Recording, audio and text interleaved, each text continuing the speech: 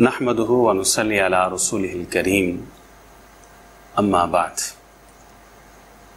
نکاح کی جو شرائط شریعت اسلامیہ نے ہم کو دی ہیں ان میں سے ایک شرط وہ حق مہر کی ہے کہ نکاح کے وقت مہر کا ایک تعین ہونا چاہیے کہ مہر کے اندر مرد کی جانب سے دلہن کو کیا دیا جائے گا۔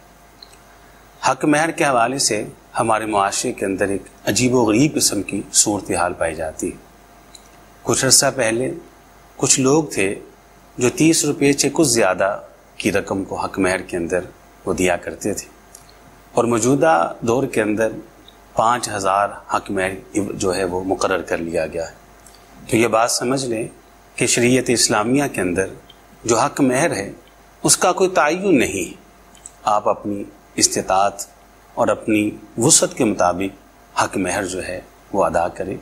بلکہ رسول کریم صلی اللہ علیہ وسلم کے زمانہ مبارک کے اندر ایک نکاح ہم کو ایسا بھی ملتا ہے کہ دلہا کے پاس دینے کے لیے کچھ بھی نہ تھا، تو رسول اکرم صلی اللہ علیہ وسلم نے دولہا سے یہ بات کہی تھی کہ ایسا کرو کہ تم اپنی زوجہ کو، اپنی اہلیہ کو اور اپنی بیوی کو قرآن کی وہ آیات اور صورتیں جو تمہیں زبانی یاد ہیں اس کو بھی یاد کروا دینا، تو قرآن کی ان آیات کی تعلیم تمہارا حق مہر وہ ٹھہرے گا۔